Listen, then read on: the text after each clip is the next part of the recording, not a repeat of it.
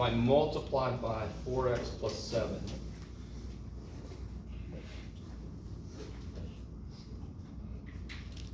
what do I get over here? For some reason, people always forget to distribute. Part of that is because you don't write it correctly for yourself, right? So you're being mean to your future self. Be nice to your future self. I wrote it correctly. I put it in parentheses, so now I can say I got to distribute it. I'm sorry, I'm going to keep pointing that longer, don't worry, because that's where I can see shipping. But it's the same thing there, yeah. You're not missing anything. So here, I'll do half of this problem. Oh, okay. So what do you get on the other side? 4xy. 4xy. 7y plus 7y. Plus 7y. And what am I trying to solve for again? X. So what's my next step? Subtract 7y. Yeah, where's my x? 4xy, so get rid of the other shit. I'm trying to get it by itself, so I'm going to get rid of the 7y.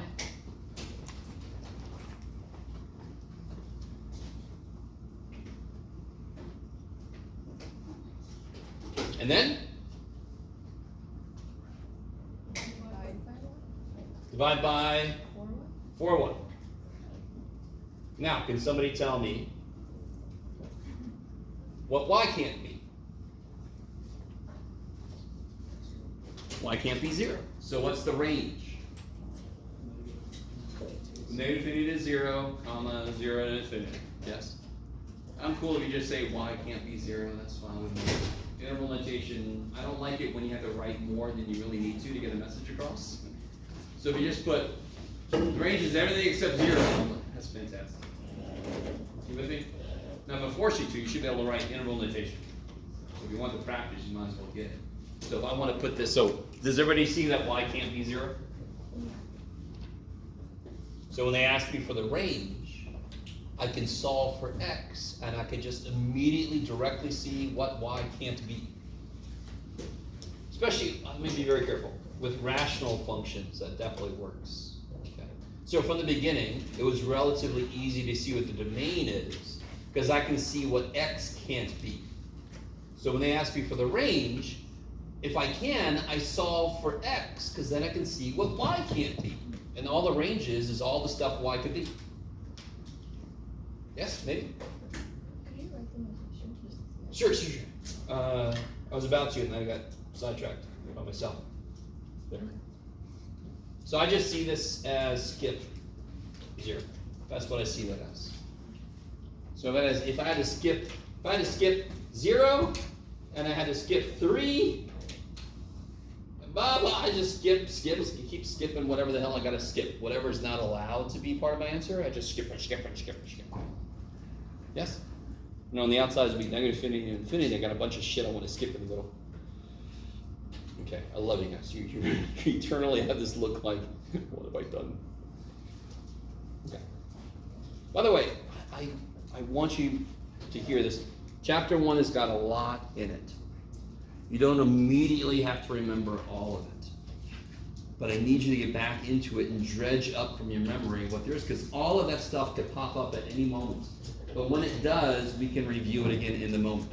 Yes? But I don't want to just have you slam to a brick wall later and like, holy shit, what's this?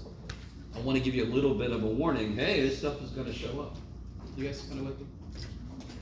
So if you had a lot of trouble with chapter 1, it doesn't mean you're in the wrong place. It just means, okay, I got to be careful because this stuff is going to come up. I got to review this now, so I'm ready. Yes? Anything else from... Oh, I want to go with one more example. Let me see if I can make one like without doing it too directly. Nah, I don't know. What if I had? There's no way to do this without just directly doing it. Just do it, Jeff. All right.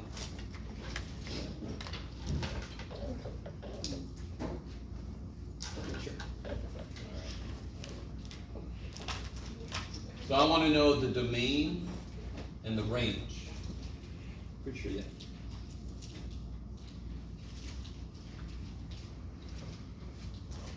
Now this one you don't want to try to solve for x because you get weird shit happening. So there's got to be a different way to look at this. So there's a situation like the one we just did where I can do algebraic stuff. I can solve for x and I can see what y gives me. Then there's a situation like this where you could potentially do that, but I want to show you why you don't want to do that. So,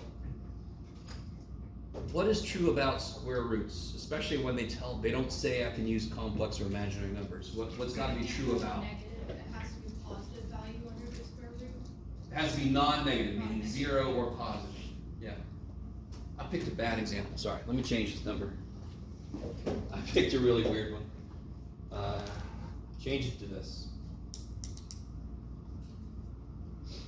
Oh, there's no great thing. Sure, I'll do this. Okay, that's fine.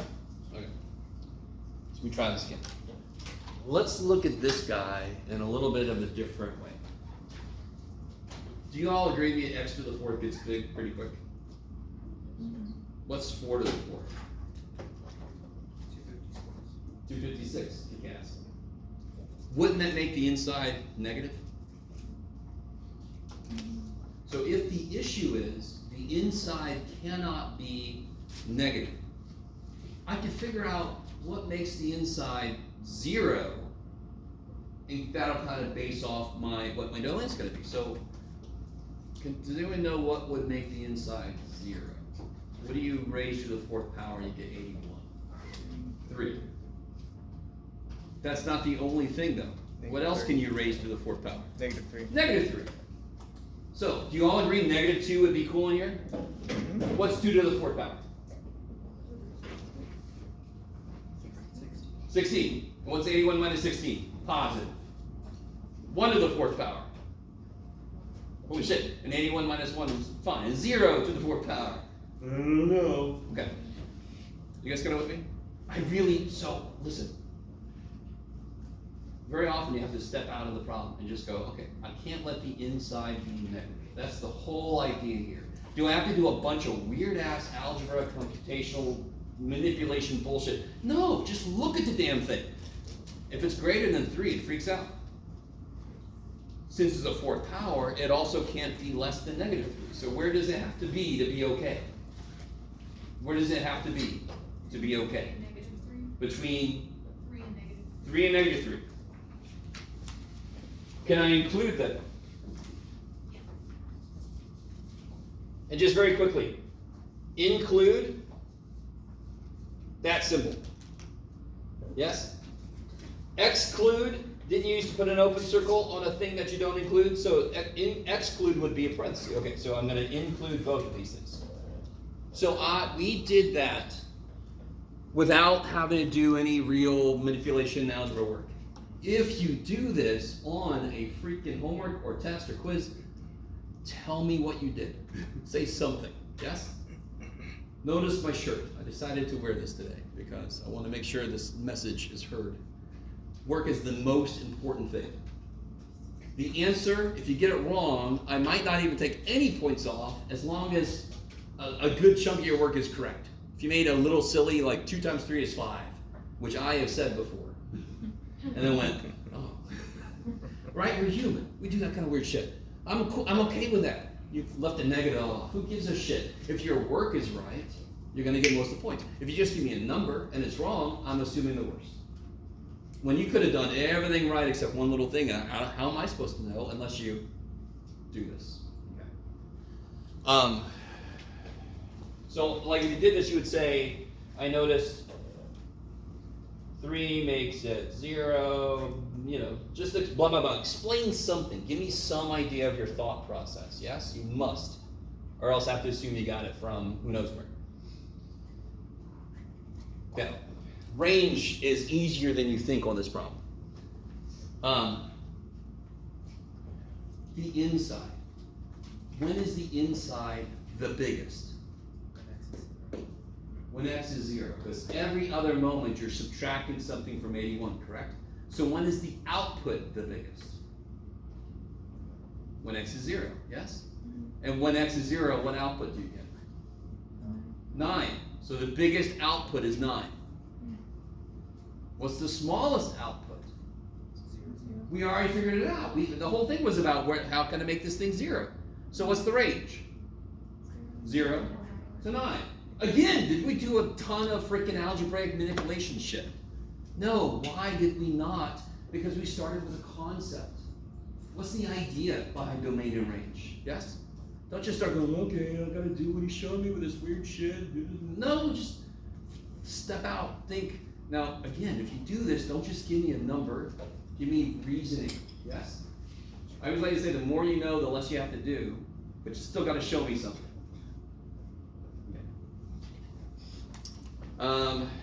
Okay. Anything else from that? So this would be 0 to 9. So that is very, very, very, very, very similar to the problem in the homework because I couldn't come up with one that was very dissimilar. So if you paid any attention to what we just did, you're one ahead. And if you didn't, two. Okay. Anything else from the homework stuff? Before I forget, chapter 2, 2.1, 2.2, 2.3 are up in Canvas. I put them up there this morning in case you don't have the book yet. That's as far as I think I can go. I'm already putting myself in potential danger. Publishers are just weird. They're like used car salesmen and also like the mafia. Somehow at the same time. So I don't want to have my thumbs broken.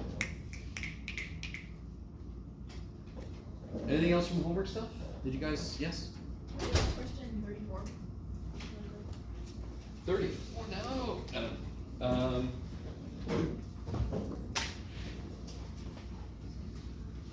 There it is.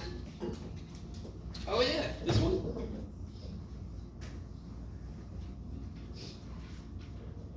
Yes? Yes. Okay, thank you. So real quick, this is gonna sound very silly. How do I solve this equation here?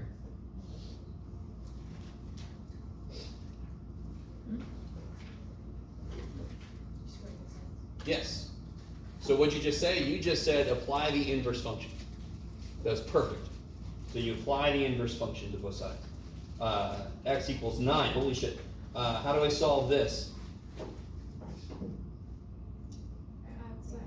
That's right. Apply the inverse function. It's beautifully said. Beautifully said. Sorry, I'm such a dork. How do you solve any frickin' equation? The underlying idea is to unbury the x underneath all the shit it's been buried under, and how do I do that? Undo what was done to it. I always have this image of some guy. Somebody subtracted 7 from you. I'm sorry, let me take that out later. So on that problem, this is very, very, very, in fact, here, let me give you this. You ready? This is the ultimate. How do you solve this one?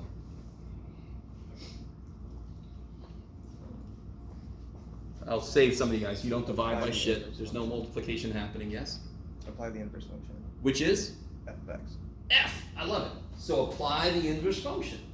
So if I apply F to both sides, these kill each other. That's the whole meaning of existence, yes? So the answer is whatever the shit that is. So for the problem you're looking at,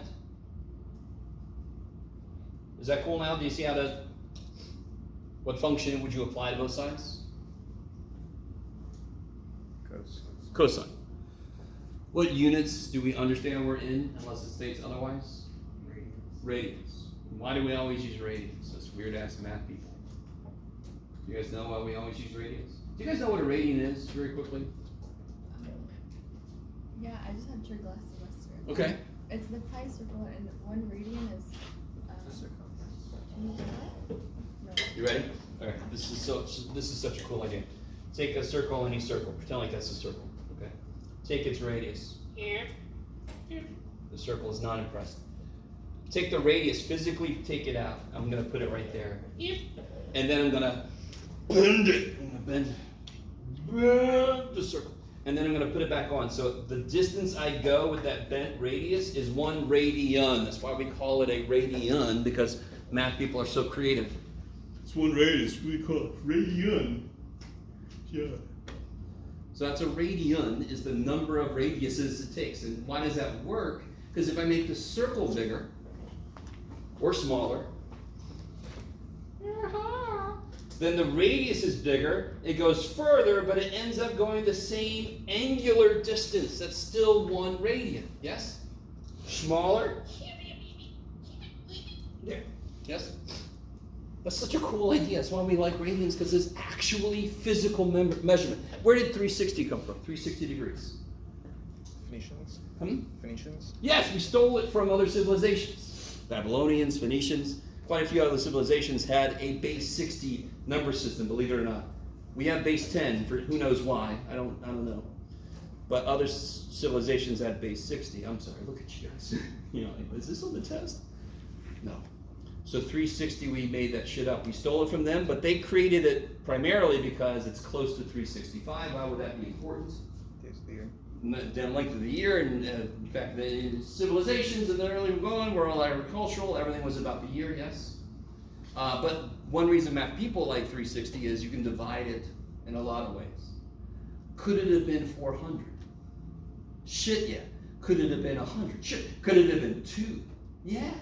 It could have been any freaking thing. We made that shit up. It didn't have to be 360. You guys understand what I'm saying? Yeah. There's no reason it had to be 360 degrees.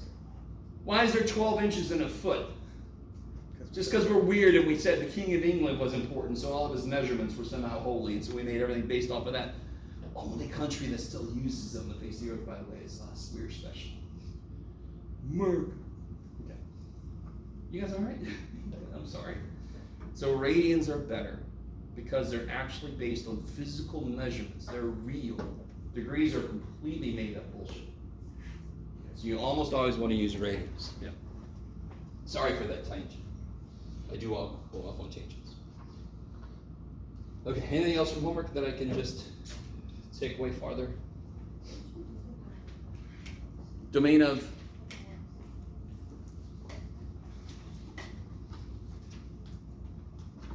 Oh. Okay. Let's see.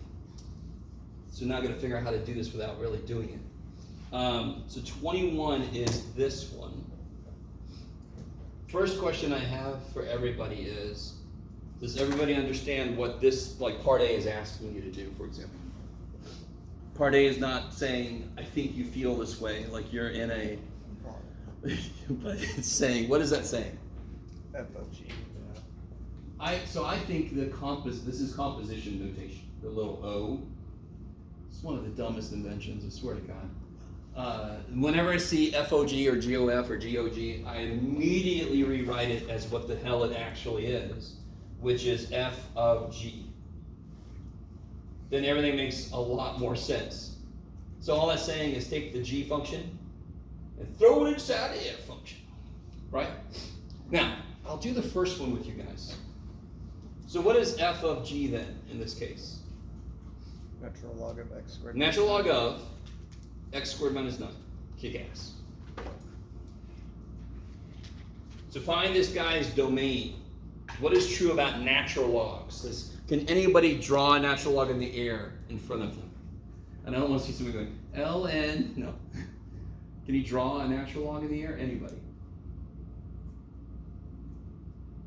Do it again. Opposite. Not quite. You had something. Yeah, there you go. So natural log looks like this. It's got a asymptote of 0. Yes? Are you guys all with me? What's the square root look like? Square root function, if you graph it. It's almost the same. Please show me. Yes, I should have worn my shirt. I got a shirt with everybody dancing the shapes of the functions. One function's wrong on there, but I kind of like that. So square root looks like this, yes? And that shows that x has got to be greater than or equal to 0. I mean, the output's got to be greater than or equal to 0, yes? And the input's got to be greater than or equal to 0. You guys with me? So a natural log looks like this.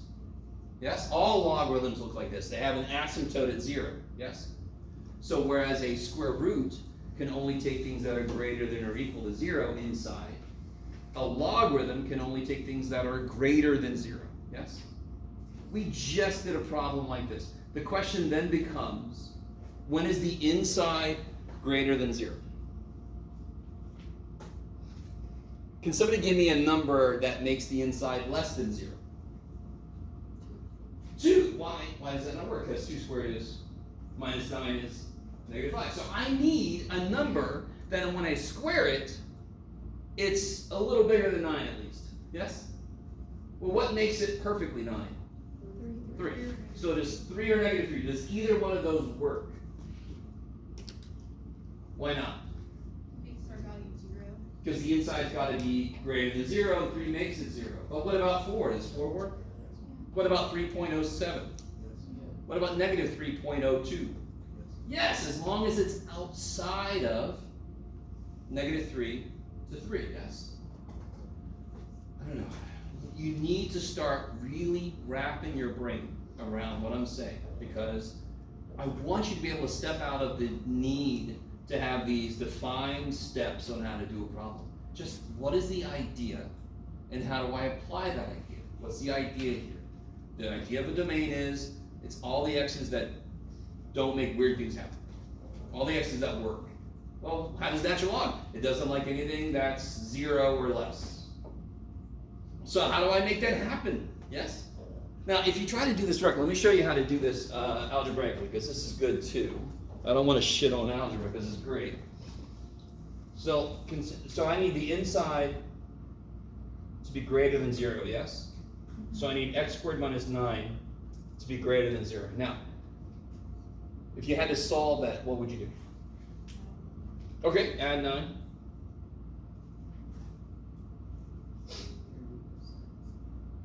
All right, square root. And here's where everybody makes a mistake. Everybody makes this mistake, although now maybe some people won't since I said that. What is the square root of 9? I'm joking, that's it. What is the square root of x squared? No. I'm sorry. No. Can the square root have a negative output? No. So you're thinking sort of sideways to what it really is. Does anyone know what the square root of x squared is? No, because x could be negative, correct? Sorry? Plus or minus. We just said, no, can't be both, right? If I say what's the square root of 16, is your answer plus or minus 4? No. Do you all agree the output's got to be positive?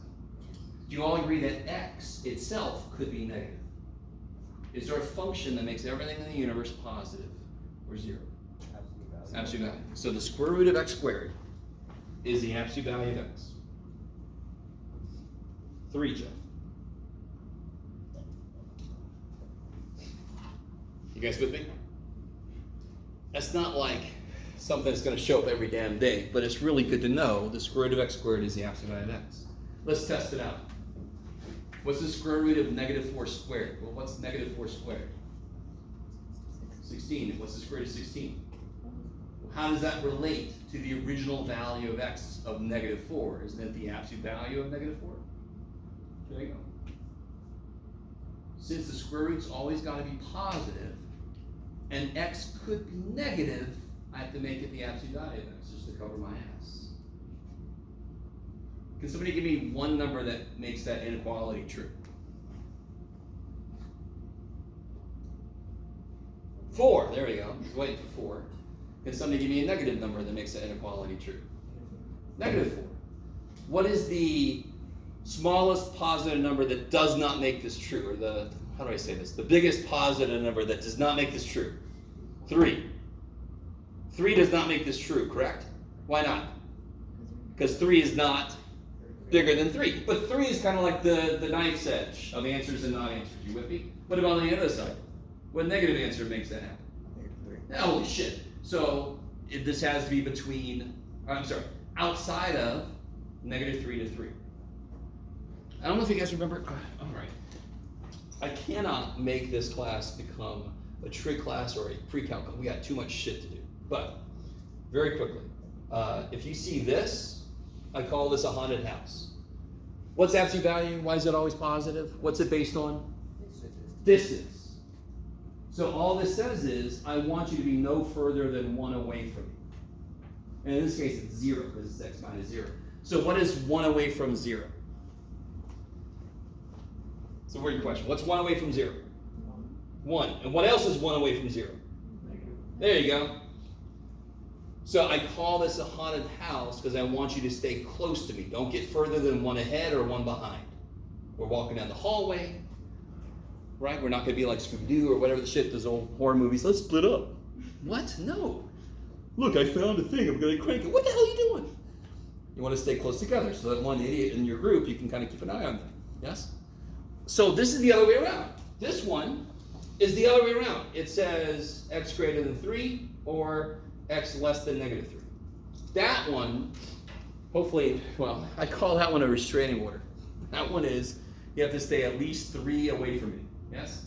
In fact, this one is you have to stay more than 3 away from me. 3 whatever. 3 miles, 3 whatever. You with me? Okay.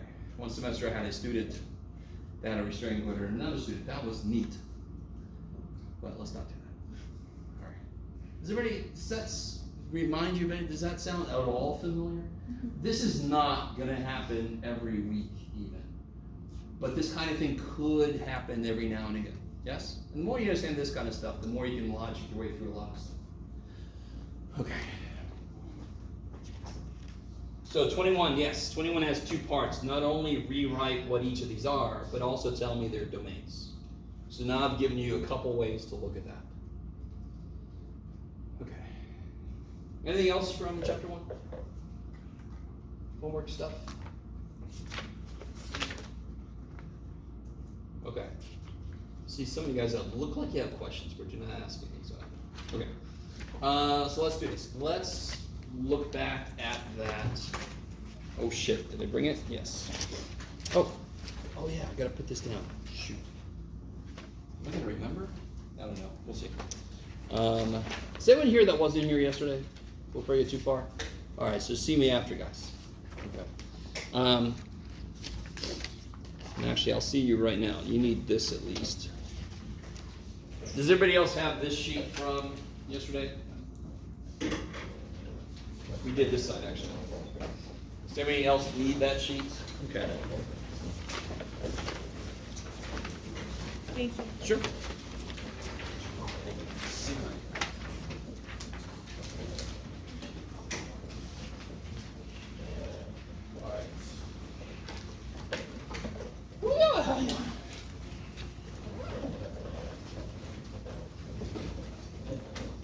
So I think, I don't know what I did. Oh, I think I gave it away, that's right. The sheet I was actually working on. No, we did there, okay, we did that. This one, we finished this one. So if you weren't here yesterday, the video from yesterday is up on the YouTubes. There's a link in the, what do you call it? In the Canvas. All right, so I'm gonna build my way. We haven't talked about section 2.1 yet. So I'm really sorry if you guys got into 2.1 in your homework. I tried to warn you, we hadn't talked about it yet, so it might have been exceptionally tricky. I don't like doing 2.1 first because it's a very specific application of limits. So that's why I like to start talking about just what the hell is a limit in the first place, yes? So let's do a quick little review. Let me see, yeah. You all agree with me that that looks to be like 5,2 there, is that cool? That point right there, you with me? And that point is actually on the line because it's not an open circle there.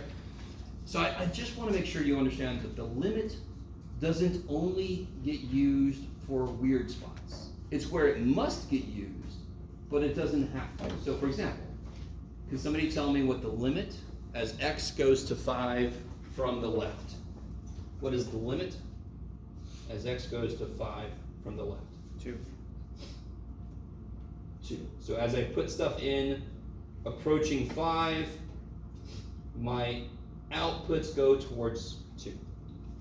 And so what's the limit as x goes to 5 from the right? 2. Holy shit.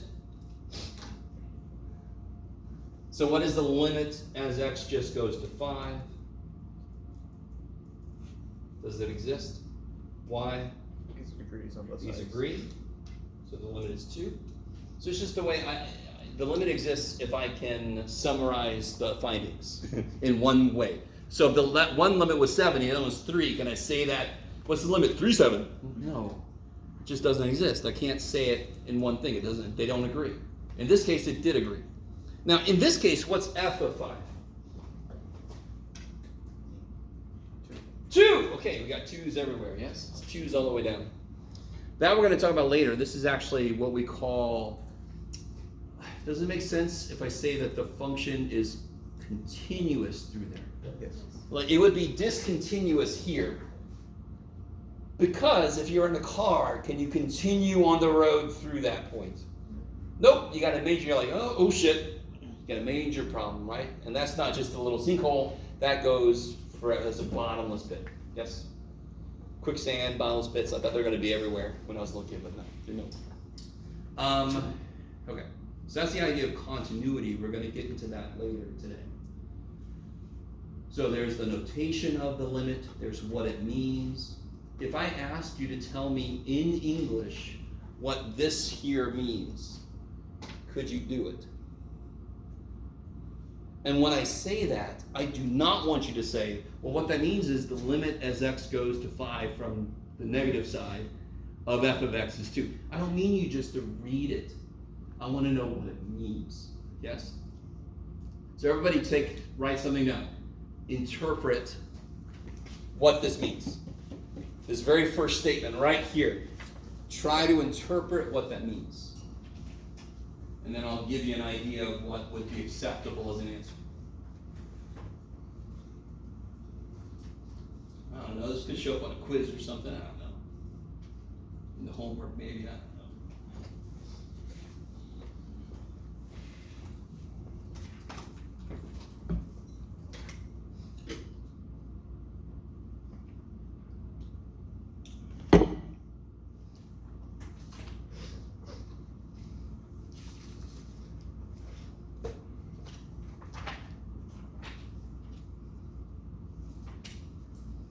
Blah, blah, blah. Oh yeah, I do have a little, yeah, that's true.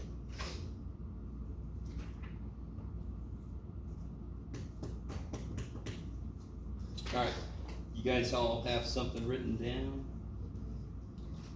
Anybody wanna be brave and tell me what you wrote down? Oh, you yes, yeah. As x gets closer to 5 from the left side on the graph, it gets closer and closer to the equal to. Okay, and what gets closer and closer to you? The graph, you said? No, the. As x gets closer to 5 from the left, then, From the left side on the graph, it gets closer and closer to 2. okay, so the it part needs to be better defined. That's pretty close, yeah.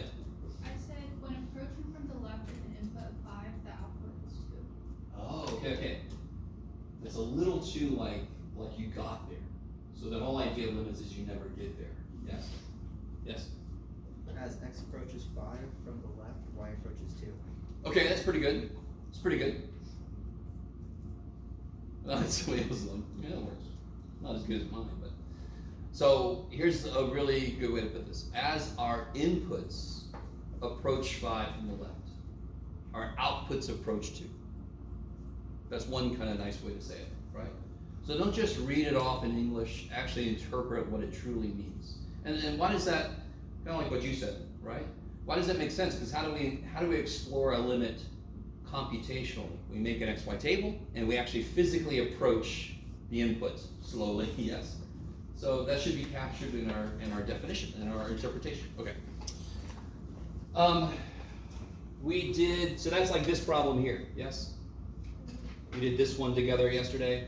Okay. So what I want to do, oh, that's right. We got to finish this one. We didn't do these yet, did we? Not really. We sort of did this one.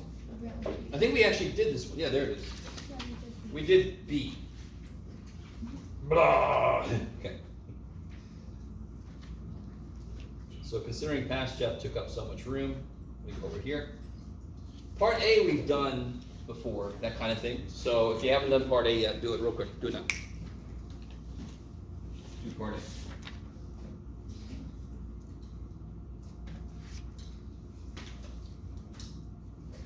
Yeah.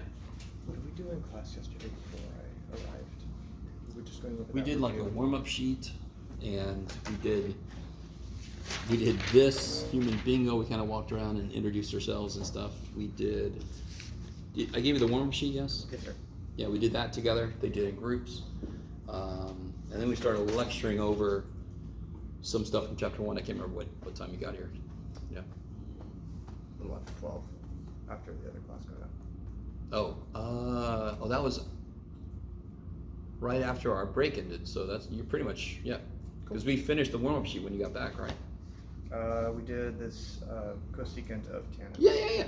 And Yeah. so you didn't miss much. Cool. Thank you. You're welcome. By the way, I haven't really done a good job of this, but the very first thing you should do before you start to factor, before you start to multiply by the conjugate, what's the very first thing you should do when Take you out do this kind of DCF. stuff? Plug it in, huh? Yeah, that's what it's. Plug it in. See if there's a problem in the first place. If there is no problem, then I can just plug the damn thing and get the answer. Yes? But when I plug a 3 in, what do you get? 0. 0. At the bottom. And? Okay, I need this to be understood. So, real quick. I think I did a problem like this yesterday, but 0, 0, indeterminate. shit. Where's all my paper? Oh, there it is. If I had this problem,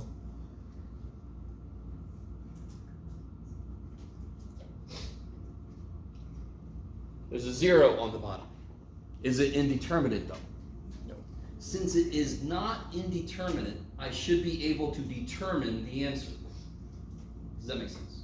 It's my favorite words. Math people, sometimes we get it exactly right. Sometimes we are doofuses. I should be able to determine the answer then. When I plug a 3 in, or as I approach 3, the bottom approaches 0. What's 1 divided by very small? Negative infinity. Careful. I see what you're saying, but it's squared on the bottom, right? So is the output ever negative? No. Nope. So it's 1 divided by very small positive. What is 1 divided by very small? Very big. Yes. 1 divided by 0.1 is 1 divided by 1/10 is 10. 1 divided by 0.01 is 100. Yes? So 1 divided by crazy small is crazy big. It's always positive. So what is the answer? Positive infinity. This is one time when I'd say write the plus just to be really sure that I see you know what you're talking about. Sometimes people write it, but then they have like a little mark on there, and I'm like, is that a negative? So be like, no, dude, I mean positive. Yes, go like that. Yes. What piece would it be negative? Oh, if I had done, well, okay, you watch, you ready? That would be that bizarre. So if it's approaching infinity and the outputs are always negative, then the answer is negative infinity. If it's approaching infinity and the outputs are always positive, then positive. Now here's a good one. Here's a good question. What is this? Oh shit. Let's break this down.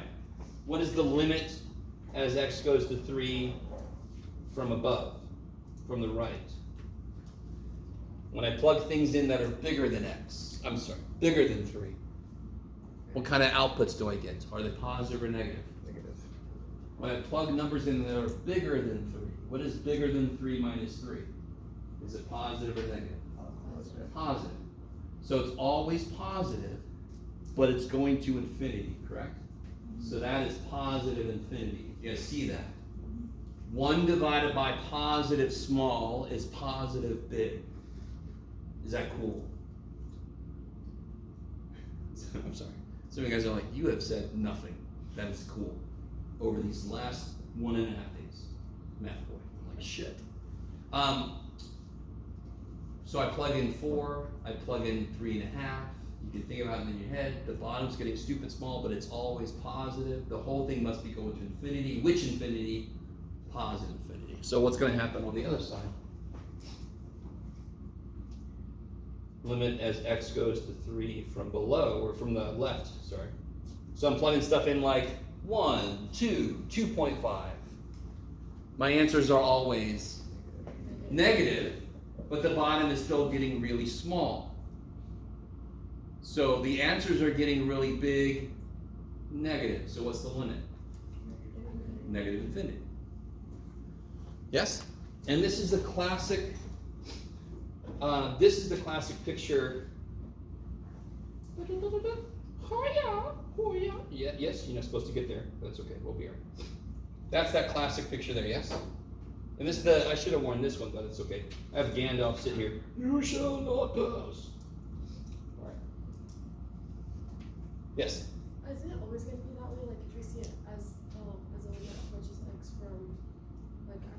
example, like a different number, like 4 from the negative side? Is it Anytime you see a statement that does not have a plus or minus, you can always break it down to both sides. Because when does the limit exist? If both of those agree, yes? Mhm. Now, let me be careful with what I just said. The limit exists if they're finite and they agree. So on this one, do they agree? Do the limits even agree? They're infinite, but they also don't agree. So what is this limit then? Does not exist. Here, this limit is, and I changed it, I'm sorry, let me go back. This limit is positive infinity. That is a specific type of does not exist. Why did that limit get doesn't have does not exist as an answer? Because they actually agree at infinity. If I graph it, it would look like this. Why does it do that? Because since I'm squaring, both sides would be up here. If I square this, it goes up here. Yes, it would look like that. So this is still does not exist. Because if I said, what's the ceiling on this? You would say there isn't one. It doesn't exist. But it doesn't exist in a very specific way. It goes up. This does not exist at all. Not only do they go to infinity, they don't even agree on which infinity they go to, yes? This is as far as a disagreement as you could be. You with me? What do we compromise? What the? No. What? Right. Maybe. I love you guys. Yes? Say again. Officially, that does not exist. And again, it's because if I tell you what's the limit, if the speed limit was infinity, is there a speed limit? Does the speed limit exist? No. There you go. If the speed limit was both positive infinity and negative, you got to go forward and backward. You're like, that really doesn't exist. But the answer cannot be D and E, even though technically you're right. The answer has to be positive infinity because it's a specific type of does not exist. It does not exist because they both go to infinity, yes? This is just plain old don't exist. This is basically an extreme example of this. Yes? This limit does not exist. You agree with me? Same way this limit does not exist. It's just that this kind of goes extra. Yes? Okay. Okay, you're doing great. You're doing great. One of my favorite comedians, every now and again, he'll just say, we're having a good time. We're having a good time. All right. No, after one. All right. Okay. So let's go back. What brought me on that? I don't know. So here, I have no idea what started that whole thing. What do I do here? So first off, we saw this is 0. Oh, that's what got me there. Okay. That's 0 over 0. When I see 0 over 0, I go, oh shit, I'm not done. I have work to do. If I see anything other, or infinity over infinity, let me be careful. If I see infinity over infinity, that's also an issue. Because what's infinity divided by anything? Infinity. What's anything divided by infinity? 0. So what's infinity divided by infinity is both infinity and 0. Oh shit. So you agree, those are two indeterminate types. If I see either one of those, I'm like, oh man, I got work to do. If I saw 1 over 0, I'm like, kick ass. I'm done. It's determinate, I can determine the answer. Yes? Or if you saw 3 over 4, you're like, definitely great, because I'm done right there. The answer is 3/4. Leave me alone. All right. So how do you do this algebraically? What do you do? Factor. That's insane. You're a crazy person. What happens on the top? Defensive squares. I'll do it the other way just to be that way. There's die, so then you get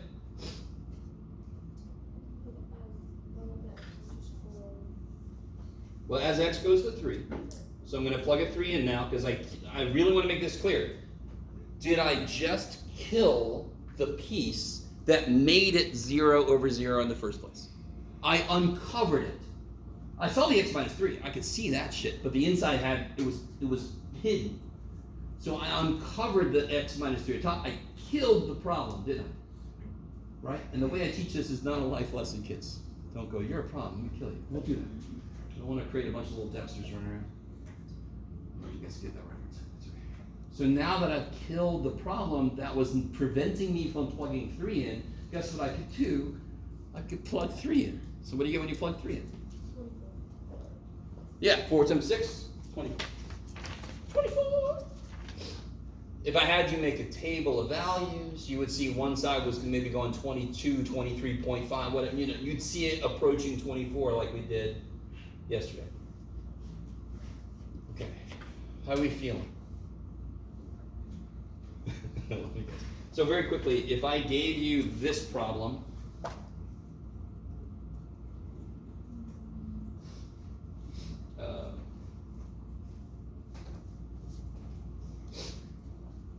would you start to factor? What would you do? What do you mean solve? What would you do? So plug it in, right? In fact, that's the first thing you should do. I get students who start to do shit, and I'm like, no. The answer is right there. This is not indeterminate. What's 2 cubed? Minus 27? Well, let's see. 8 minus 27 over 2 plus 5. Yes? Just plug a 2 in. So I get Negative 19 over 7. done. Yay! Yes? Always plug the number in first. See if there's even an issue you have to take care of. If there isn't, you're done. At the bottom 0, you got to figure out what kind of infinity it is. Yes? So it's got a little extra work, but at least you don't have to factor or conjugate or something. Yes? Okay. I still never want to play poker with any of you. So what about part B here? What's the first thing you do? Oh wait, we already did B, but just remind me, what was the first thing we did? Plug in 0.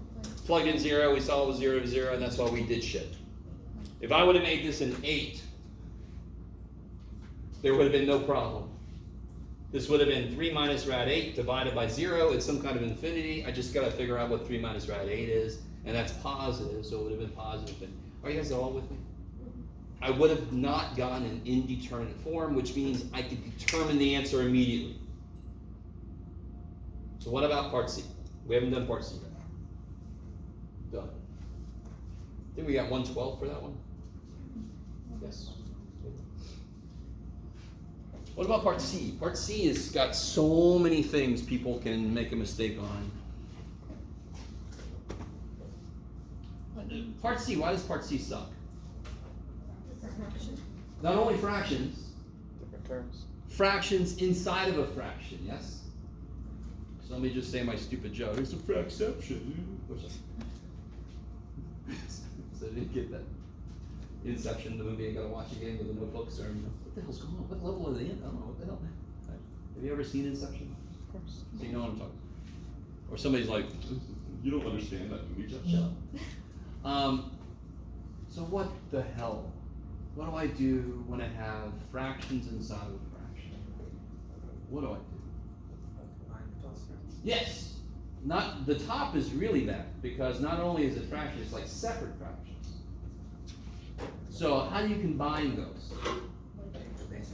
Is that 0 over 2x minus 4? Do you guys see why somebody might say that? What did somebody do if they tell me the top is 0 over 2x minus 4? What'd they do? I'm gonna make you guys teachers right now. One of the hardest jobs as a teacher is to try to figure out what the hell somebody did, so I can see how close they were to being right. Yes? I'm like, what the hell did you do? Yes? They plug in 2. No. They try to reduce from the bottom. They just subtracted. They did 1 minus 1 over 2x minus 4. Is that the way you do fractions? No. So what do you have to get on the top? Or at least common denominator. Yes, least common denominator. You gotta get the least common denominator. I start singing the Muppet song when I do it. So then, how do I get the, how do I do anything? What does this guy need? He doesn't need a 4, no, of course not. Multiply another 2. He needs a 2. There you go. So this guy needs a 2. Jeff, you need your glasses. That's your least common denominator. So this guy needs a 2. And this guy needs X. x. So then I get, now of course I should have plugged 2 in first, Jeff, that's the whole point. But when I plug a 2 in, don't you get 0 over 0? Okay, good.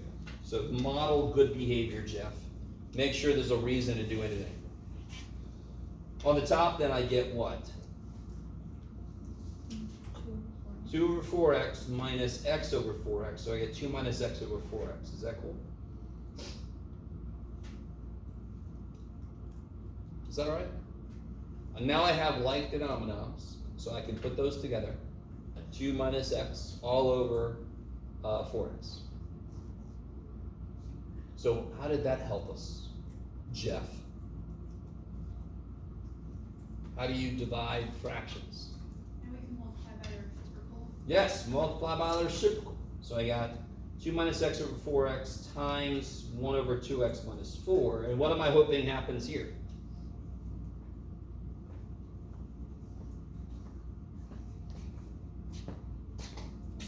When you multiply two fractions, what do you look for first before you just start multiplying shit? See if anything cancels. Nothing cancels directly, but what can you do? What can I do with 2x minus 4? Factor. Take out a what? 2.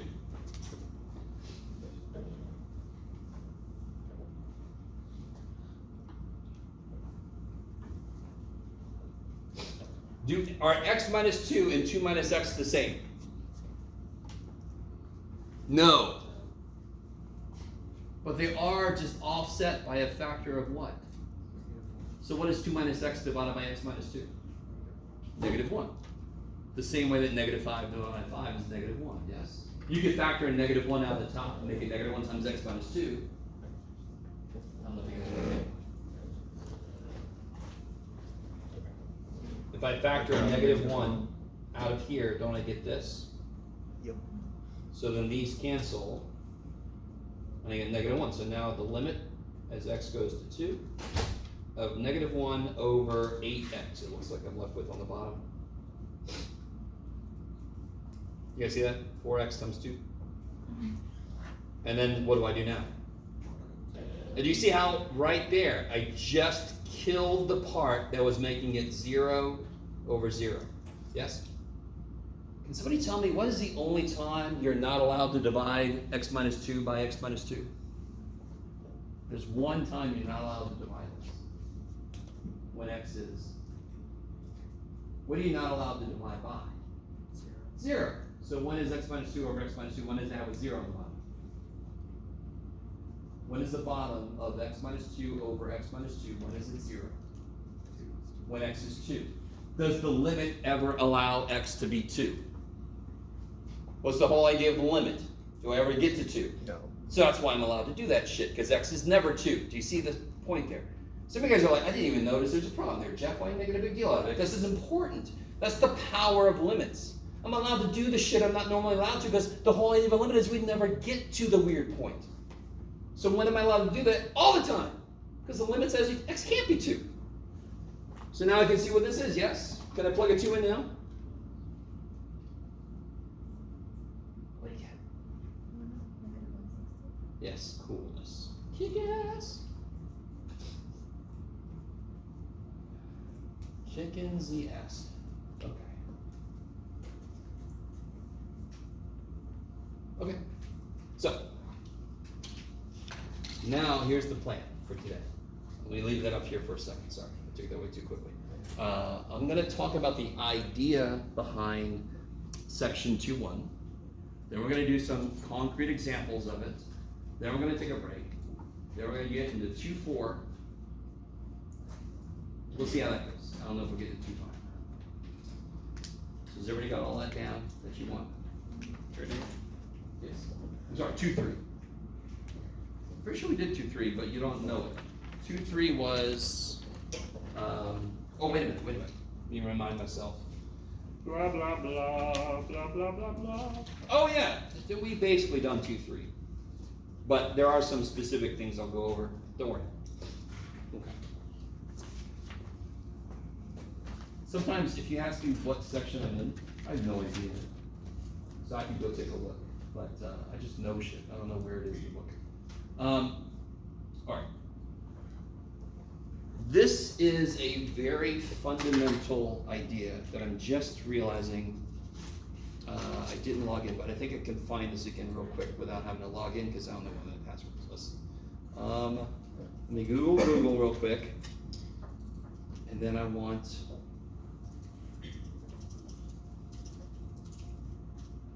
that, and I want it to be. I might log in. It's okay. Can I get this? Oh, that's the one I want. Beautiful. Okay. I don't want to show it to you yet. So, can you guys remind me? Let's do this. If I have all right, let's get really basic. If I had a line that goes through 4, -1, and 6, -3, can you guys figure out the slope of that line that goes through those points? Don't say anything. Just figure it out. Don't say anything. You can mouth it to me if you want to. But don't say it out loud.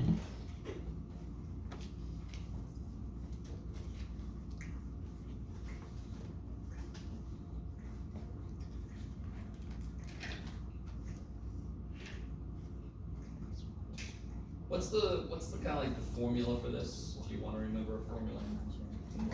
M equals y2 minus y1, or you got the difference in the x's divided by the difference in the y's. Real quick, what are the subscripts? What are they there for? So we don't get confused. Why are the subscripts in there? So we know which ones are pairs. Yeah, because if I flip the order, the slope's going to be the wrong sign, correct? So it's really just there to make sure that if you do -3 minus -1, you better frickin' do 6 minus 4. You better go in the same order, correct? Or else you're going to get the wrong sign of your slope, okay? So it doesn't really matter what you call a y2 or whatever, as long as, if you call this one x1, y1, you got to call this one x2, y2. It's crazy. So the way I did it, it'd be -3 minus -1 over 6 minus 4. So I get -2 over 2, I get -1. If somebody did it the other way, you would have done -1 minus -3 over 4 minus 6. You would have gotten plus. You would have gotten 2 over -2, which is still -1. Nah, can't escape. All right.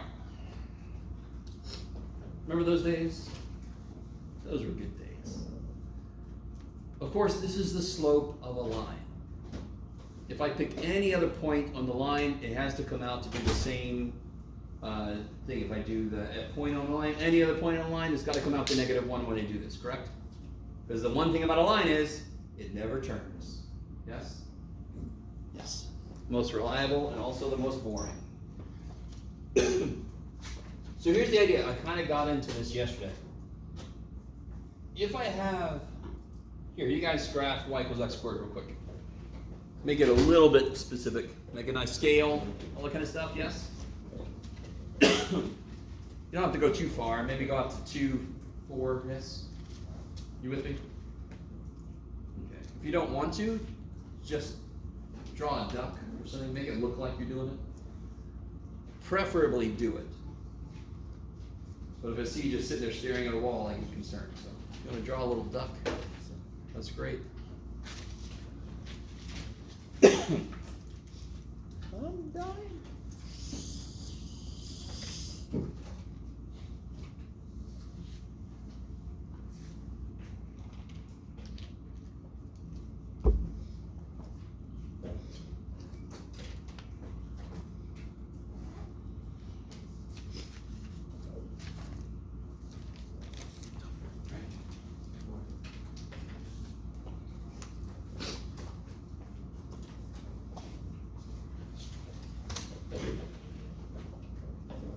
So this should not be too big of a task.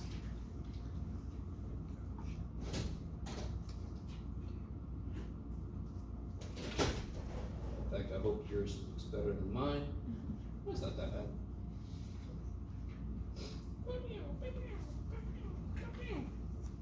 So obviously this is not a straight line. But at every point, would you agree with me that right at that point, there's a slope? Yeah. So the classic example of this is this. That was classic too. I'll get that. Don't worry about it. Can I do this? Man, you guys really got this locked up.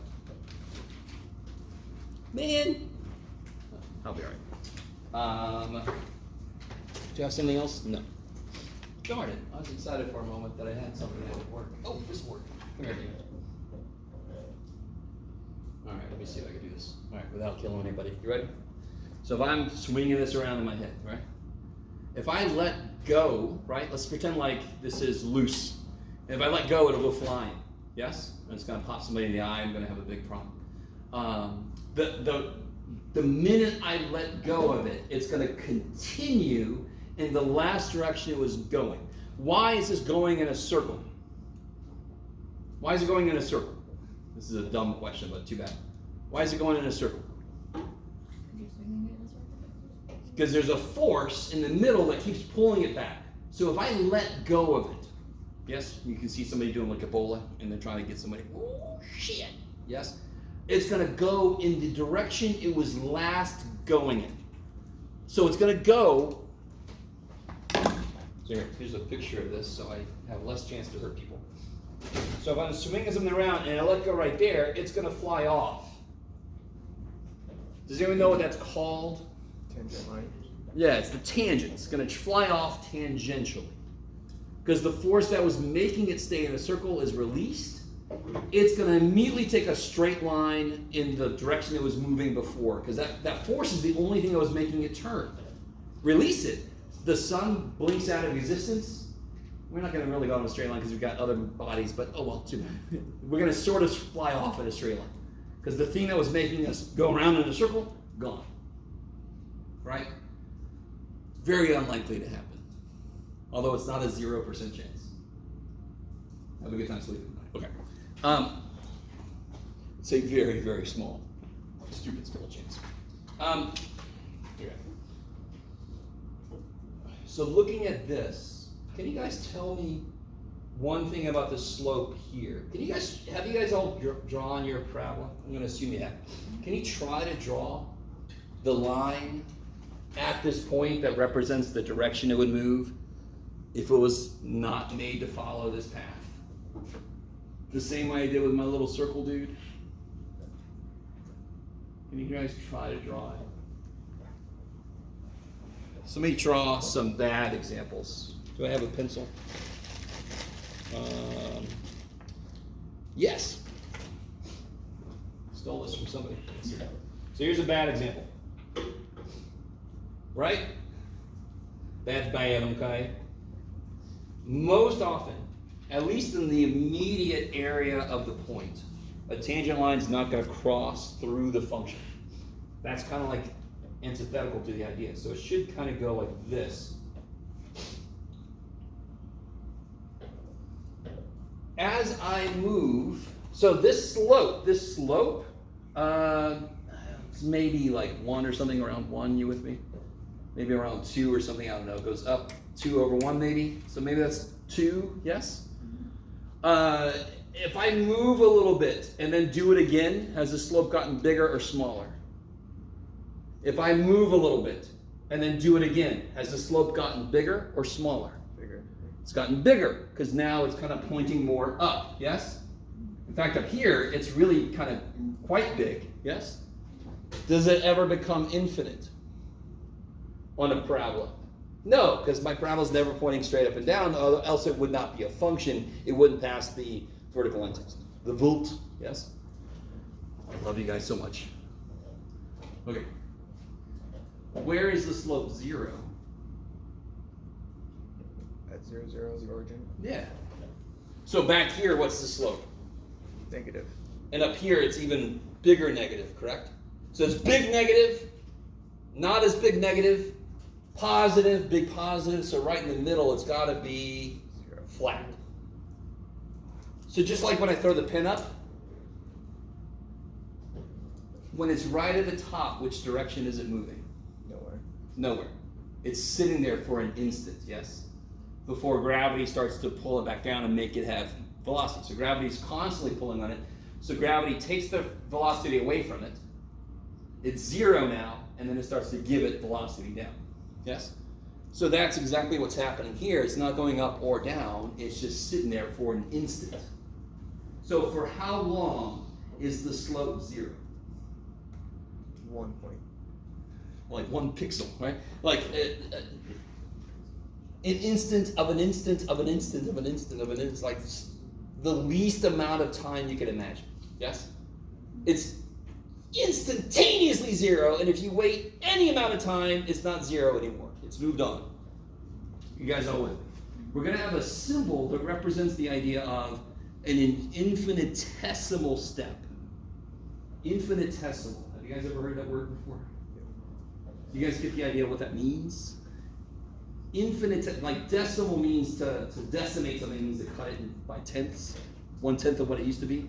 So infinitesimal means to cut something up into infinite parts. That's trippy. How many numbers are there between 0 and 1? Infinite. Infinite number of numbers, yes.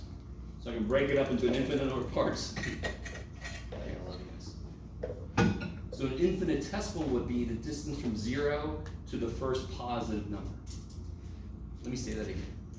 Infinitesimal would be the distance from 0 to the first positive number. What's the first positive number? 0.0000 is forever 1 at the end. Yes. Okay. All right. I'm sorry. Let's do it. Too much, Jeff. Rein it back in. Okay. So here's what I want us to think about. Could you get the slope? In fact, do this for me. What is the slope between those 2 points? What is the slope between this point and that point? What is this point? 2, 4. And what is this point? 1, 1. So what's the slope between those 2 points? Just don't say anything out loud. Do it real quick. Figure out what it is.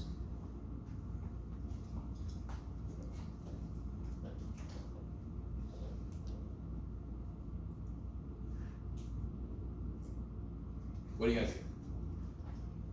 3. I like it. You guys all with me? Ooh, so from algebra, if I give you 2 points, it's easy as shit to figure out the slope, correct? But what is it that I want? What is the fundamental thing calculus starts with, really? The 2 main ideas, the first one is what we're talking about right now. It wants to know the slope at 1 point. What does algebra say about that? How many points do you need to figure out a slope? 2. So what would algebra say when calculus is like, I don't want it at that point? Algebra goes, Tough shit. but yeah. Just like that. Are you guys coming with me? But we have a way around this. So, we got a slope of 3, correct? Between those 2 points. This, by the way, is called a secant line. That sounds familiar, yeah? Secant line is a line that actually goes through 2 points that are on the graph. You with me? What we're trying to get is the tangent line, which is a line that goes through exactly 1 point and has the slope at that point of the graph. So, this slope we got was 3. Do you all agree that's not the same as the slope at this point? The slope at this point, is it 3? No. Is it bigger or smaller? Smaller. How do we improve on this admittedly pathetic estimate? Make the distance between the 2 points smaller and smaller. Get closer. Get a little closer. All right, so let's try it. How do I get a little closer? Let's go to, we've done this kind of thing before. Doesn't this feel familiar? What I'm saying is, why don't we try 1.5? Can somebody please help me? Please help me. Please, dear God. What is the output for 1.5?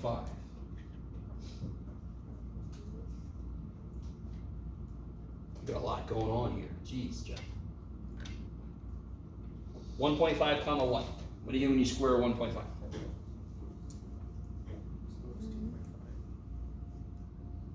About 2.5.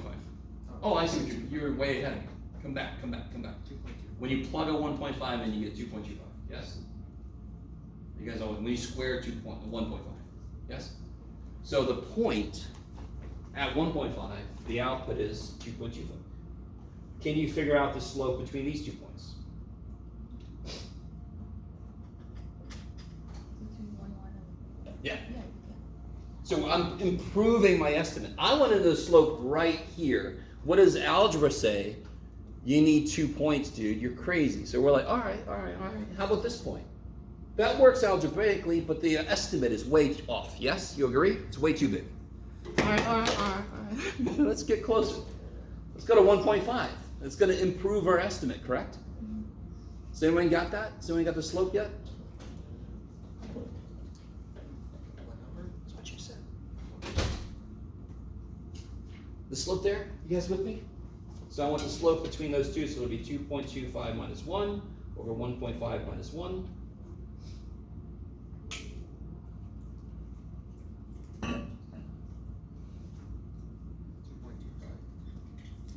Well, you get 1.25 divided by 0.5. How do you divide by 0.5? Just double. Multiply by 2.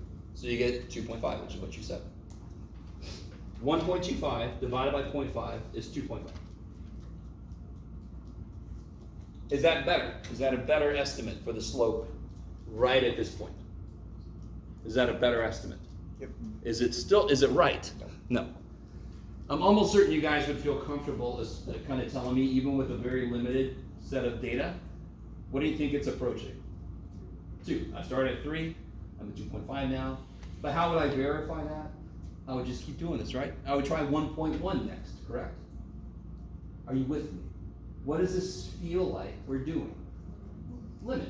I'm trying to say, what am I trying to take the limit up? So let me ask you this.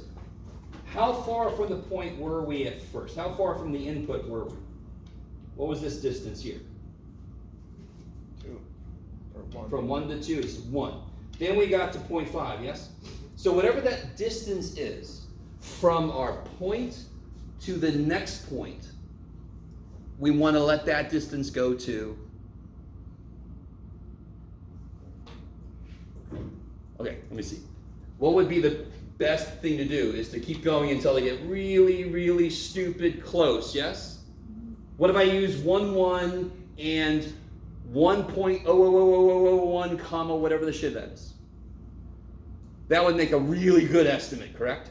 Still wouldn't be right, but it'd be a really good estimate. So what do I want the distance to be between the point I'm curious about and the other point algebra makes me use? I want the distance to go to Infinitesimally small. 0. I want it to go to 0, correct? Can I ever let it be 0? No. How many points do I need to get a slope? 2. If I let the distance from one point to the other point I'm using go to 0, I would have 1 point, correct? Okay. So I'm making this even more in your face. You already said it was this, but that's what limits do. Yes?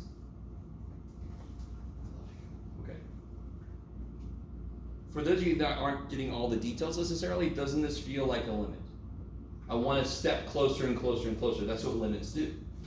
And it's really the same idea as a limit. I can't have 1 point. Algebra freaks the shit out. I can't do a slope at 1 point. What are you talking about? That y2 minus y1, dude. Bless you. So I need 2 points. So I don't want to be there. I've got to get really close to there. Limits exist for that. And now maybe you understand why I don't like doing 2-1 first. Because it makes a lot more sense to me to talk about this, and you already know limits exist. So now here's one thing we could use limits for, is to get the slope of any curve at any point.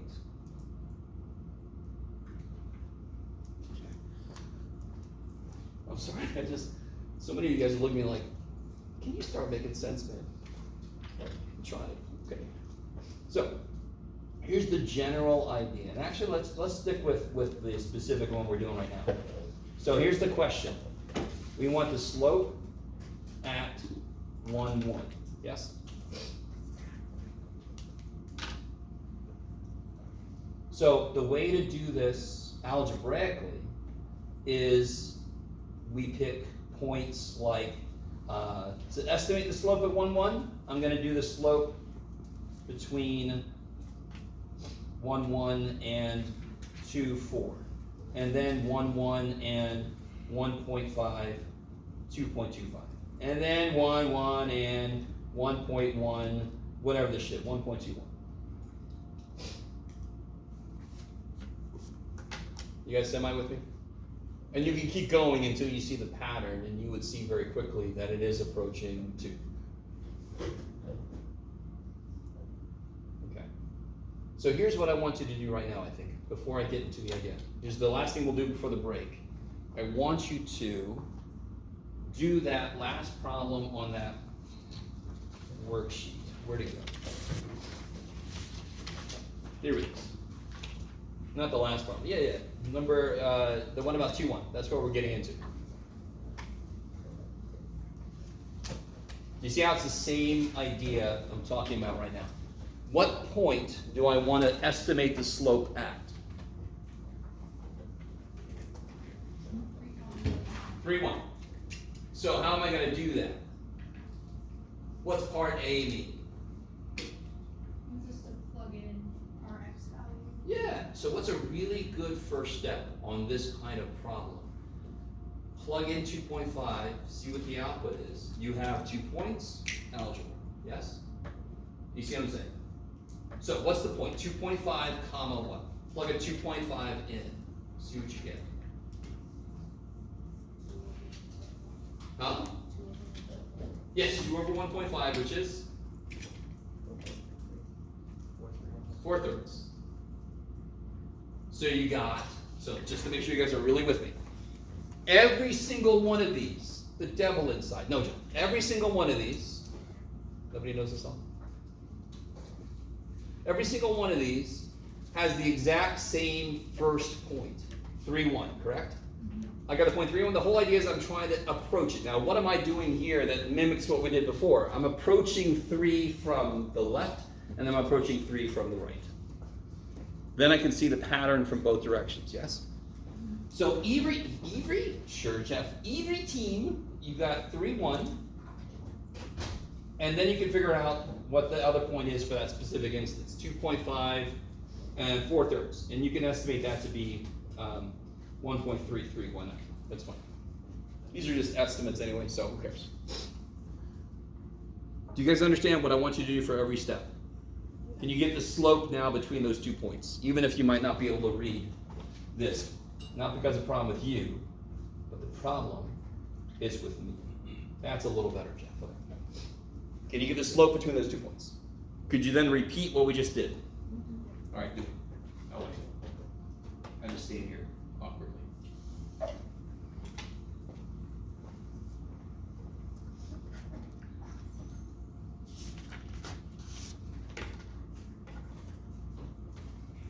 This is pretty much what the homework is like for 2-1.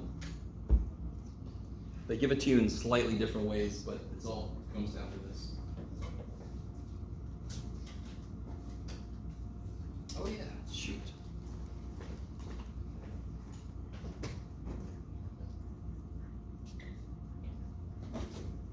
What's the function here? Let's see, oh shit. Oh. Oh, they didn't really give me a function. That's fine.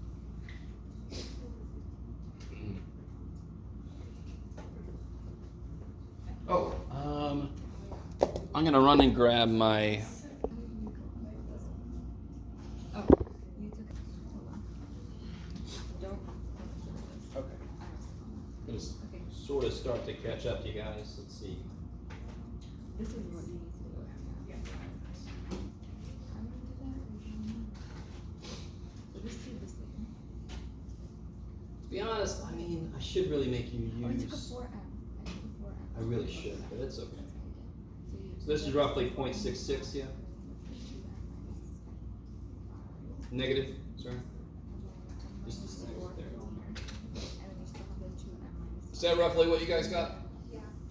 You really should use 4/3, but we're okay. Go further. We're having a good time. So this is 3.1, this is 2.9, what is that? Hold out. Oh, God, Jeff. 0.9, Oh, yeah, so and I just. 9, 10, so 29, so,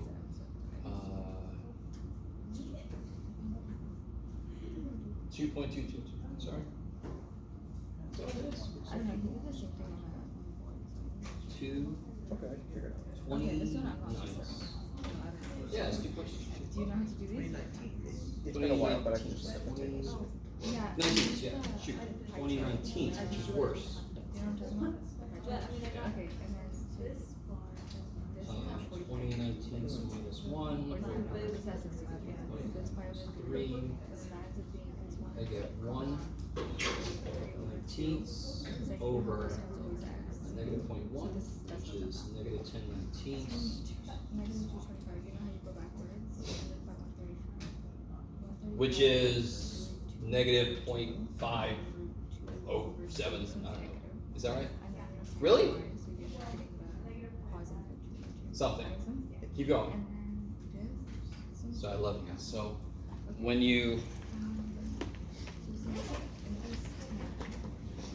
do this, If it's ambiguous. do not round too I'll much. do them sides, then you get the theta, and then you put in because you can. Negative 10 divided by 19. Negative 0.5263. Yeah. Thank you. And here's- Blah blah blah. Is that right? Okay. You know, I'm doing Then 2.99. Don't even try in your head, Jeff. What'll that come out to be?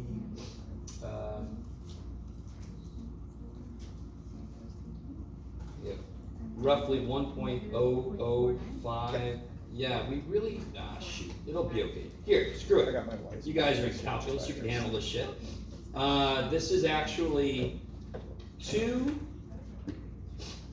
over, you can do it, Jeff. 2 over 1.99, which is 200 over 199. There you go. And your calculator can handle this shit. You paid enough money for it. So now if I want to get the slope, it'll be 1 minus 200 over 199 over 3 minus 2.99. I don't know why they decided to do that backwards from the other ways. So then you can do 1 minus 200 divided by 199 divided by 3 minus 2.99. You're going to get negative 0.503 roughly. So even just from that, you can start to tell what the pattern might be, but that's not good enough because the other side could have a completely different possible answer.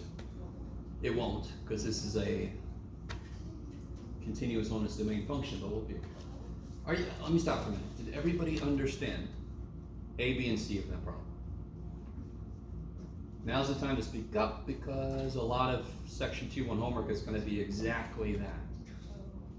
It's so much easier. They're going to give you a point. Then they're going to give you values that march you towards that point.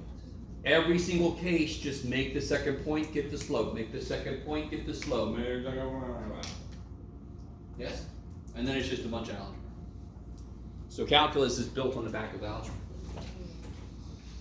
Here. So down to here, just to cut to the chase here, what do you get down here? You'll get, Chef, just do it. 3, 1, 3.5, comma, 0.8. So you'll get 0.2 divided by negative 0.5, which is negative 4. 0.4. There you go, buddy. This is 3, 1, and 3.1, comma, 2 divided by 2.1. So we'll say 20 over 21. Is everybody kind of with me? Let me try. Yes. And then you get 1 minus 20 over 21 divided by 3 minus 3.1, which is Java.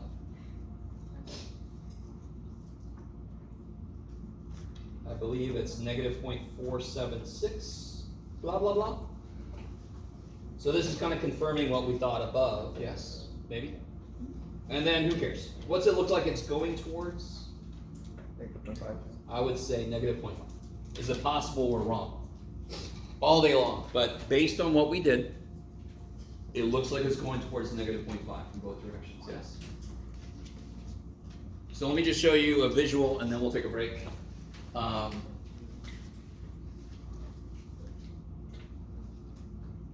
we go. Zoom, hello, hello, hello, computer.